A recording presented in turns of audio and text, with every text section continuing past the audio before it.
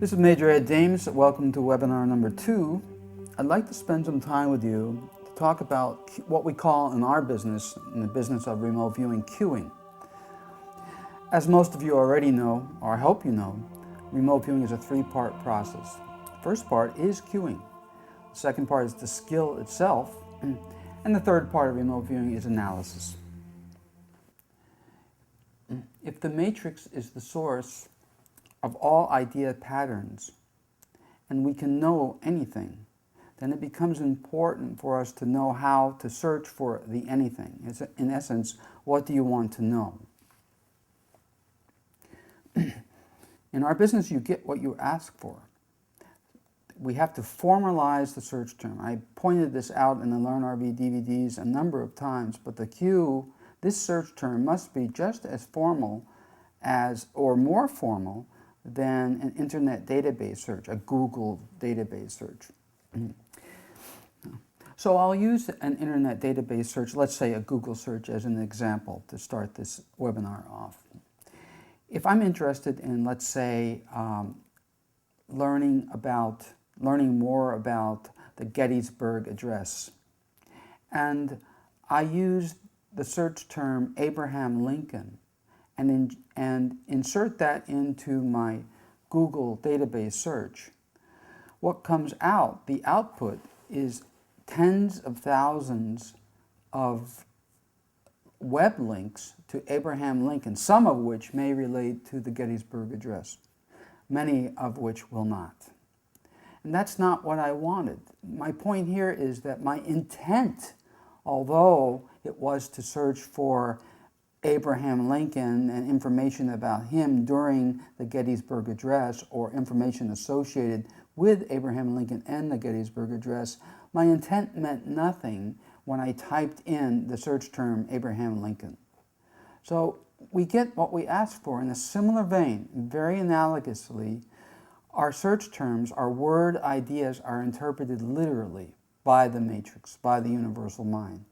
And once again, I'll reiterate, our intent, once we formalize that search term, our intent means nothing. It doesn't impact our search, and it becomes irrelevant. Very important to remember this. But we do have to formalize the search term. You already know that remote viewing takes a minimum of 45 minutes per session, using an old IT term, junk in, junk out. If our search terms are not formalized correctly, if they're not like an elegant algorithm, then we're going to spend much more time than we wanted to spend remote viewing, and our output will become fuzzy. In fact, if our search term is not solid enough and succinct enough, then our data will become equivocal. As some of you know, as I've pointed out in the LearnRV DVDs, a good general rule of thumb regarding search terms is this: if two or more, actually two, if two trained remote viewers agree upon the search term, it's probably a good one. 99% of the time, this general rule of thumb holds. And yes, queuing is it can be a very complex topic, but don't worry. If you're an aspiring remote viewer, go visit the forums at rvcommunity.net. There's plenty of help there, 24/7. You'll always get the help that you need, and if you have questions about queuing. So once again, these search terms are interpreted literally by the matrix. The word idea is converted into an idea pattern that finds resonance with a matching idea pattern somewhere in the matrix. If you think of in terms of mathematics, a metric space, that's to a certain degree analogous to what I'm talking about here. All things exist as patterns of information in the matrix. Everything, you, I, a toaster, somebody's pet hamster, all things exist as patterns of information, like books about them, books about these things. Even ideas themselves exist as patterns of information. All right, so Some of you are already familiar with remote viewing, and many of you are my LearnRV DVD students. So let me give you an example of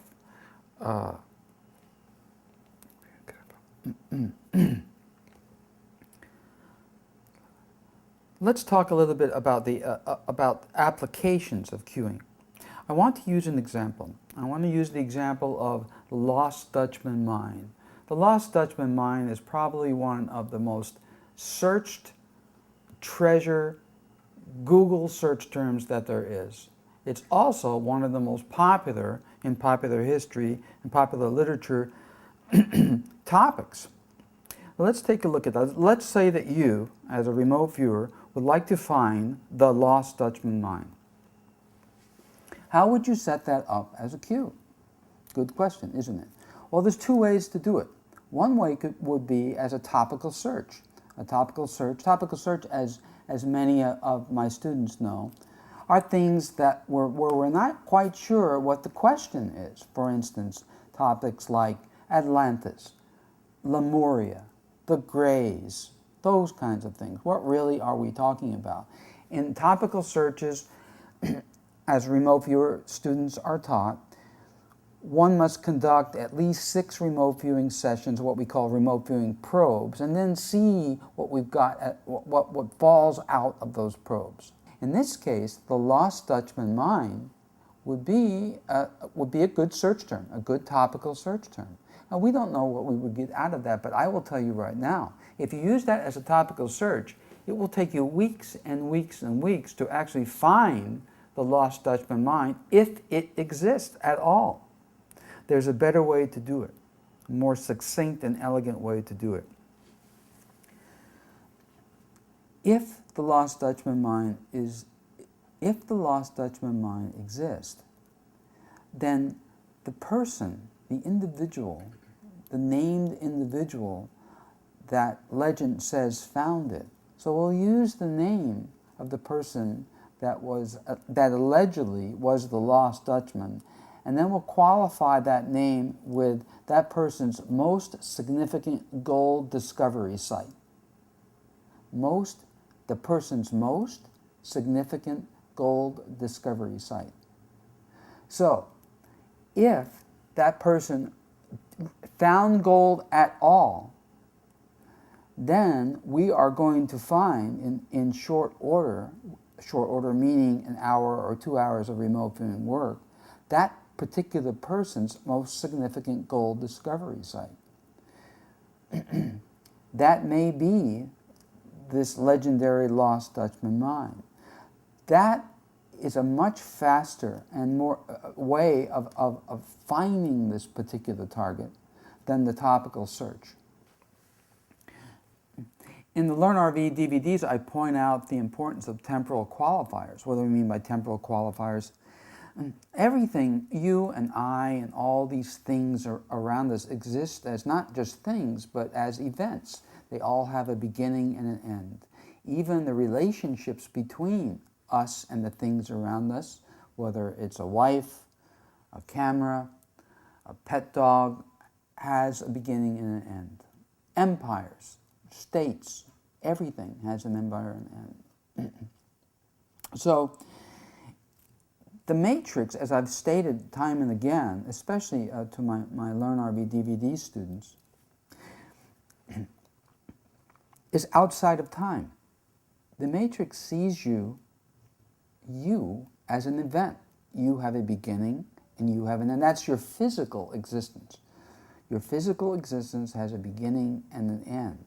So if I wanted to know more about you, then I would need to specify in my remote viewing queue when I want to know about you. Do I want to know about your birth, your death, or somewhere in between? So that has to be, because mind is outside of time. Think of mind as the fifth dimension as a simplistic example.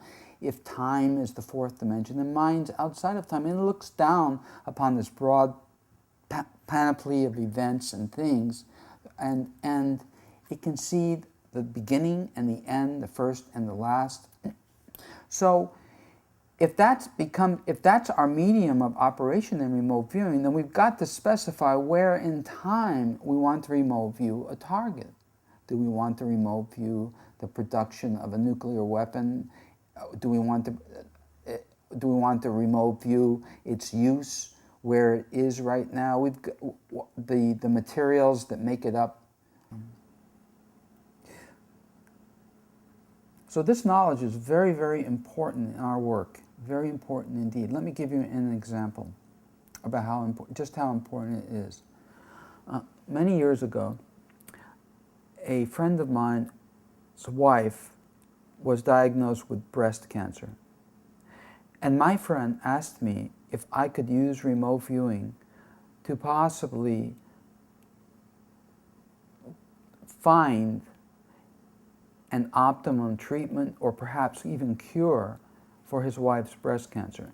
And I know and knew then how powerful the matrix is and how powerful the skill in this tool of remote viewing is. So of course, I knew there was hope here. And I set about to do that, but I knew enough as a trained remote viewer to know that I needed to qualify that search term with not only Jan's present breast tumor, because she might have more breast tumors in the future that would need to be treated, but the one that needed to be treated was one that existed in time now. So I had to make sure that I specified in my queue that the breast tumor I needed to attain knowledge about was the one that existed then, at that point in time, in Jan's left breast. Then I needed to specify in my queue, in my formalized remote viewing queue, an optimum treatment or cure that was presently available. I mean, available at that time, at that point in time. Because if I did not do that, then the matrix, my best friend, that is my personal unconscious interacting with the matrix, would give me an optimum treatment or cure that was probably better than the one that was present at the time I was remote viewing. That is, it would give me a technology or a treatment or something like that that may have been 40 or 60 years in the future that would have done nothing for Jan's breast tumor at that point in time. So here's my point, that although we can know anything and look at anything using remote viewing, we have to make sure that we realize that mind is outside of time, and we have to specify not only what matrix space or metric space that we want our unconscious to turn its attention to or tune its attention to, we have to specify where we want to look at that target in time. Here's a simple example of remote viewing cueing, one that's taught in the Learn RV DVD course, one that's very, very easy for beginning to intermediate students to apply, and one that's pretty important personally. Investment as an idea. And if we use the idea of optimum, optimum is a great cue qualifier. Optimum is a superlative. Superlatives like the best, the most, the richest, the smartest. Optimum that we've found through trial and error is an incredibly powerful cue qualifier. So if we were to use today, if you were to use as a remote viewing student the idea of optimum investment, then you and all other remote viewers who use that same search term today would come up with the exact same answer. And I'll reiterate, optimum investment, especially the idea of optimum current investment. Optimum current investment, if 1,000 remote viewing students or trained, skilled, or professional remote viewers use that search term today and apply the remote viewing skill to that search term, to that cue, we would all come up with the same answer, whatever that may be.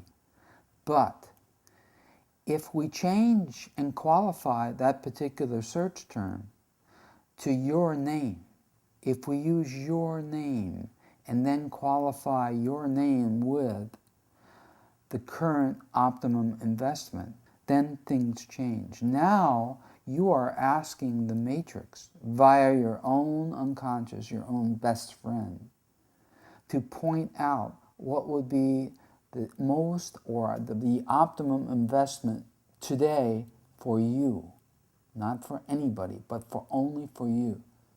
And that may be a piece of real estate, an antique that's hidden in a store somewhere and the owner doesn't know its value, a particular coin or stamp somewhere.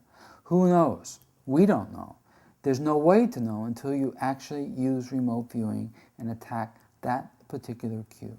Right. That's the power of this particular skill, the real power. I'm not easily entertained. I would not have stuck with this particular discipline for 25 years, a quarter of a century, had I not seen how powerful this particular tool is and had not used it for myself to attain the kind of power that I have now. So I pointed out how important it is to formalize these cues. You cannot search the matrix database just like you cannot search a Google or any other internet database without formalizing or typing in a particular word idea. So in the case of your optimum investment, you must write down on a 3x5 card or type in on a piece of paper. That's the act of formalizing. Type in your name or write down your name followed by a slash bar. If you are John Doe, then that's followed by a slash mark. What about John Doe? Well, current optimum investment. John Doe slash bar current optimum investment. You have now formalized the search term. You've told your unconscious exactly what you want to go out and look for, and it will now integrate with the matrix and tune itself, and it will download. In fact, it doesn't download. It is immediately available to unconscious, immediately. Unconscious knows immediately the answer to that particular question. Now the problem is getting the data correctly, accurately, and with a great deal of precision without your imagination interfering with the data or your idea of what might be the answer interfering with all of this. That's the skill of remote viewing. Getting that information down through your wooden head onto a piece of paper in terms of new ideas, the answer to your question. That's what remote viewing is all about. Are you interested in the next major earthquake that causes significant damage and loss of human life? Probably. I am. But where are you interested in looking at that? Anywhere in the world? That's okay. You can use a search term to do just that. If you look at some of the videos at learnrv.com, you'll see some of these predictions and how they came to light. And these are predictions that look at the globe in general. But you might be interested in only North America, or only California, or only Australia, or only New Zealand. You've got to specify and qualify your cue with those particular narrow, constrained geographical regions. So, for example, let's assume you live in the American West, somewhere in the American West, and you might be interested in, or just interested in, the next volcanic eruption in the American West. So here is how we would formalize the cue. Remember that these words are ideas, and ideas have a reality all their own, and this reality resonates in the matrix as patterns of information. So this is how you tune your conscious awareness, and it in turn tunes unconscious awareness to the matrix, just like a radio receiver tunes itself to a station. Now you're going to be interested in a specific station. Here's the station. North America. You would actually write these terms down and formalize the cue. Once you formalize the cue, then you have an unequivocal search term. If you have an unequivocal search term, the data you get back out is unambiguous.